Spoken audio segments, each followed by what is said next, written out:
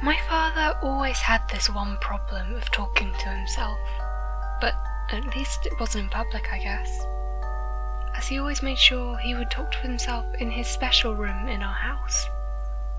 Me and my mother had gotten used to it over the years, and it became normal in our household.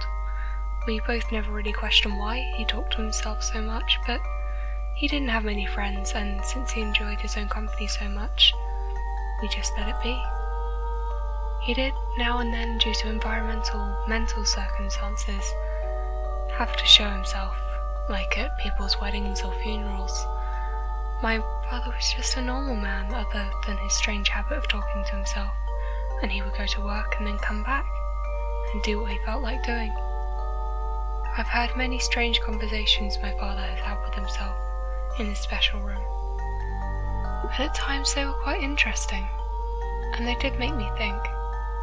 It was a mixture of things, from depressing, happiness, and even scary. My father put such enthusiasm and concentration when he would talk to himself in the special room, and it almost felt real.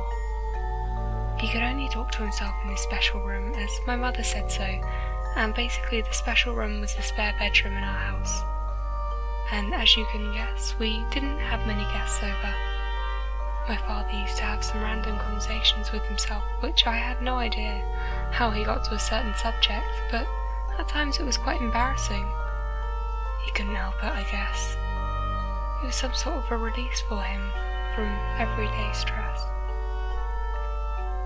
My father, then in his 60s, started to become ill. Unfortunately, the doctors found it was cancer. It was unlucky. The cancer had taken its path very quickly and had spread too fast for the doctors to do anything. I remember at that point, when he was nearing to death, all I really wanted was for him to talk to himself. To be honest, that's what I miss most about him. I didn't like that it was all silent now. He wasn't doing anything, and eventually he passed over. It was weird, but I always expected him to be in that special room of his. The doctor called it in at the time of his death, and like I said, my father was quite a recluse, so it was only me and my mother, with two other people at the church. It was a quiet church, and we went to the priest like it was family. He knew me since I was a baby, so he made it very simple for us. Me, my mother, and my father's two friends from work all surrounded my father's coffin. Everything was going smoothly until my dead father started talking to himself. The looks on all of our faces and the words coming out very fast, so we couldn't understand what my dead father was saying.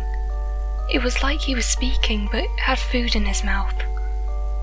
My mother fainted, and every time we grasped reality as to what was happening, the priest wanted everyone and everything to be calm and not to call anyone until further actions had to be taken.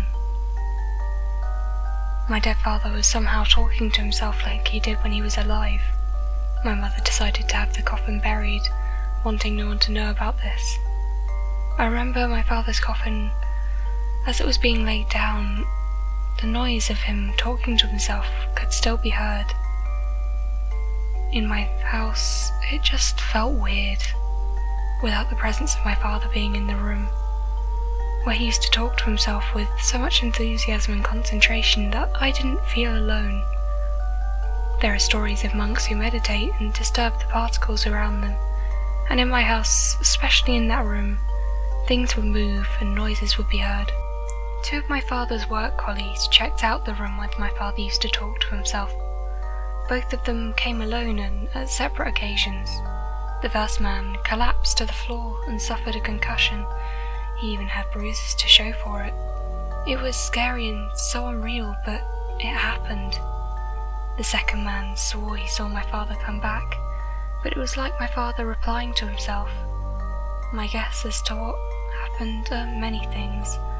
My father had talked to himself in that one room with such meditative concentration, and thus it affected the universe. When my father died, that concentration my father had given off had come back and hit the father had somehow affected time by talking to himself with such concentration that it rattled the time zone of his life, which explains how the second man saw him come back and replying to himself.